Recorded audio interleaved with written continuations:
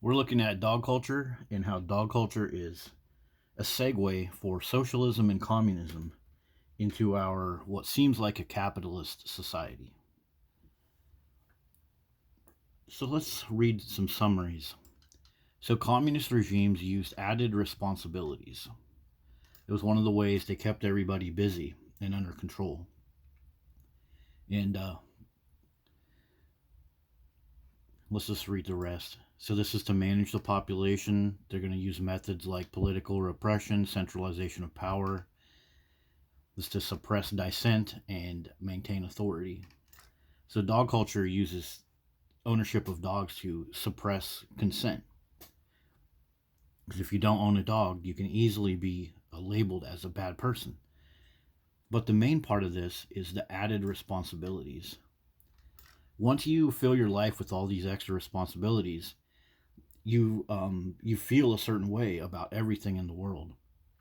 People that are not as poor as you or have nicer stuff than you while you're working your ass off, it has a huge effect on you. If you read Friedrich Nietzsche, there's a thing called the slave mentality and the king mentality. And when we have added responsibilities, we kind of get the slave mentality. We want everybody to kind of be down in the dumps like us. Let's look at some more stuff. So for dog owners, the number one expense is typically food. So buying dog food is added responsibility. While it looks like this big capitalist driven profit incentive thing with dog food, almost all of the ingredients for dog food are government subsidized. So the government is helping you have an extra responsibility. While it looks like capitalism, so much of it is just supported by government subsidies. So let's look at another slide about communism, collective ownership, and the ideas that individuals should contribute to society according to their abilities. So that's what we've done with the corn subsidies, the ranch subsidies, the oatmeal, soybeans. We've subsidized them in order to produce dog food. And so we're taking the abilities of all of those industries that could feed humans and we're forcing them to feed dogs.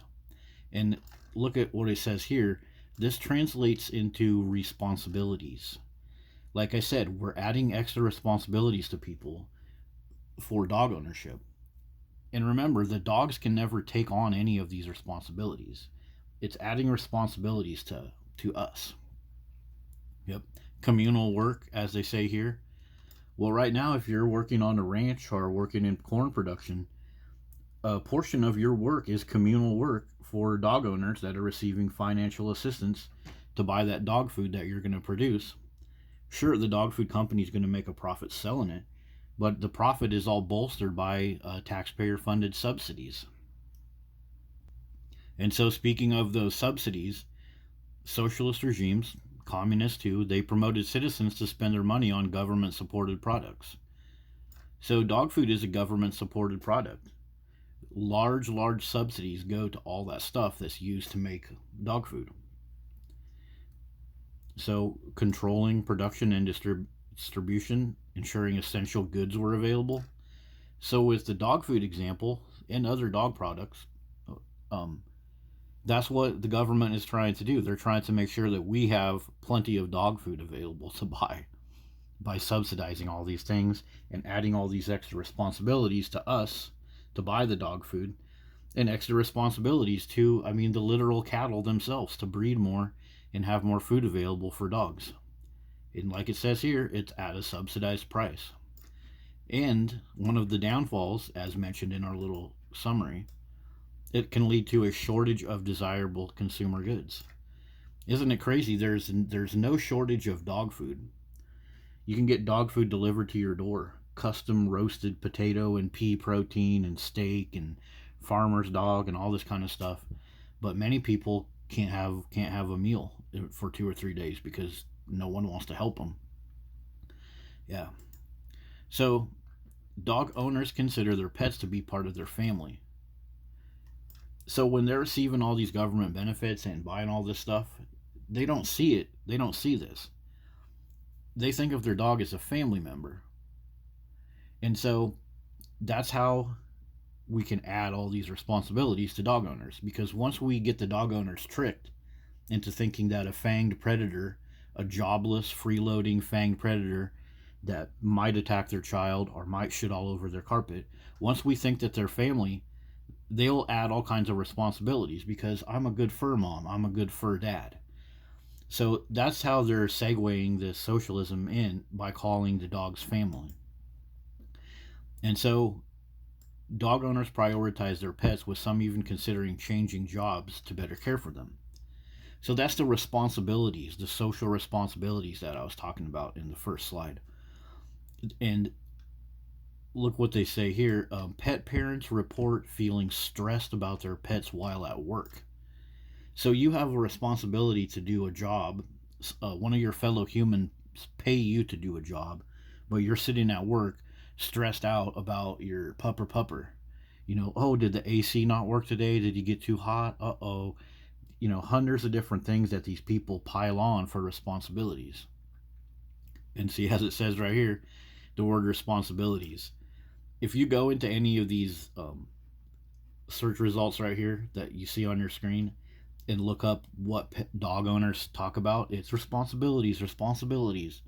I need to be a more responsible pet owner. Or when it comes to the word responsibilities, what happens when a pit bull kills a toddler? What's one of the first things that everybody starts saying? We need responsible pit bull owners and responsible husky and Rottweiler owners. It's all about adding a responsibility. It's like if you didn't have the dog, you wouldn't have the responsibility, and then you could be responsible for your fellow humans, and your fellow humans would be better. Yeah. So we're going to look now at the top dog owning ages in the USA, and it proves this point that I'm talking about. So adults 18 to 25 approximately have the highest prevalence of mental health issues in the USA. So mental health issues can come from having lots of extra responsibilities. And so this age group are very close, millennials and Gen Z. They're the number one lovers of socialism. They're the number one lovers of dogs. The number one type of people that will say, I'm a fur daddy, I'm a fur mommy, dogs are better than kids, etc.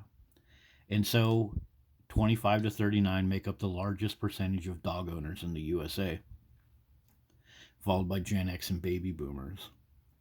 This is a significant rise in pet ownership.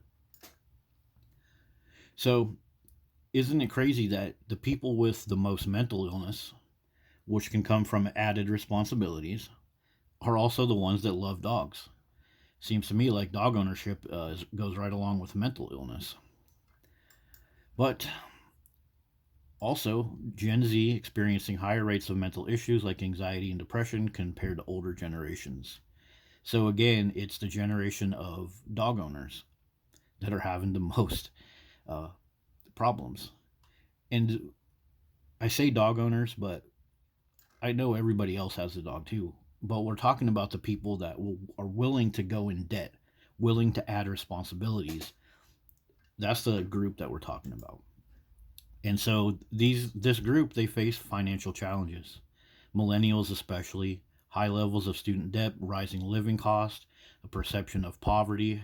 It's a growing wealth gap with the generation. Millennials accumulate substantial wealth while others struggle economically. Well, the millennials are poorer, but the millennials also own more dogs, and the millennials also love socialism.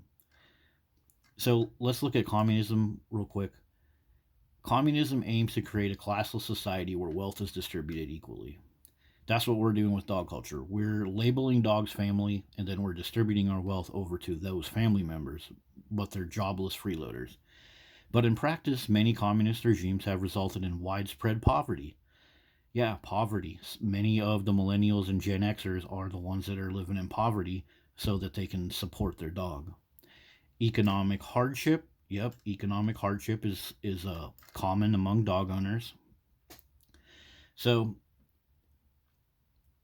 that's crazy. All of this economic hardship, and it's centralized on people that are spending all this money on their dogs. And so again, millennials spend significant amount of money on their dog, prioritizing premium food and healthcare, and like it says, family members. So this whole thing about family members too, this is how they segue the socialism of dog culture in. Because if you look at the dog as a family, then you're thinking, oh, everything's fine, even though you're going broke over a freeloading family member. And so, look at this. Many poor people view socialism positively. So we got our millennials or Gen Xers that are spending the most money on their dogs. They also love socialism the most. They love dogs the most. And these are going to be the people that are poor. They're going to be forced to live poor, and so they're going to love socialism. They're going to sit there giving their dogs all this free money, like a socialist or economist or a communist, giving their dogs all this free money, money that belongs to other people, and they're going to be viewing socialism as a positive thing because they're poor. You know, they want more health care, they want more welfare for their dog because look, they want to meet the basic needs. So once you label the dog as family, they think the dog is supposed to get everything that you get: dental care, medical care, prescriptions, memory foam dog beds, AC and heat all day. Yeah. So we're making people poor by giving them more dogs. And then they're loving socialism because they want more payouts for their family members, which is their dogs. And another thing that you can look up is people that live paycheck to paycheck have more favorable views of socialism. So it's like I was talking about before. They're broke. They have several dogs, which they think are family members, even though they're not. They want more money for their dogs and more money for them. They're poor, they're broke. They're not going to think about, hey, maybe I should get rid of some of these dogs and actually have some money to feed my little human kids. No, they're going to sit at home thinking about, oh, socialism, got to meet my basic needs. See, again, there's that basic needs thing. People think that dogs need everything humans do. So when these people are sitting at home with their dogs and they're thinking about basic needs, they think the dog needs treats. They think the dog needs everything: grooming, special freaking food delivered to their door. And those basic needs are being paid for by the taxpayer. And so, dog owners, by and large, they always have this attitude of, we need to improve. We got to improve. You know, dogs don't deserve us. We need to do better. Look at this, the desire for better training, better socialization. I just got to do better for my dog. My bank account's $40 in the hole, but if I get those food stamps and some of that vet care assistance, I could probably do better for him. Many people live their lives like that while their little kids go hungry. They have the feeling that they do not fully meet their dog's needs. Yeah, we got to do better, guys. We just got to do better for our dogs. And that goes back to our original slide. Added responsibilities. Dog ownership is a liability and an expense, and that is it. All the stuff about friends and family and stress relief, you can get that a million times better from a proper human friend. So all we're doing with dog ownership is making people poor, making them love socialism because they're poor, making them be ignorant to all the expenses of dog ownership because we've labeled them as family. And yeah, it's a segue for communist and socialist views in America. And the millennials and Gen Xers make up a significant part of the voter base. So they're sitting there at home loving socialism, loving their dogs, and when they go and vote, they've already admitted that they would pick a socialist candidate because they want a socialist candidate to pay for their freaking dogs. Yeah. And this is just our last slide, but just some more sources. Gen Xers and millennials face financial challenges related to dog expenses. So we're just keeping them busy, keeping them poor because of their dog, but then we label the dog as family, and so they think that all these handouts should go to them and their family. So they're going to love socialism, they're going to love dogs, and they're going to sit at home paying money for subsidized products that are already paid for by the taxpayer, at least in part, like ingredients for dog food, while they expect more and more from society. They want a socialist society to support their dogs. See you guys later.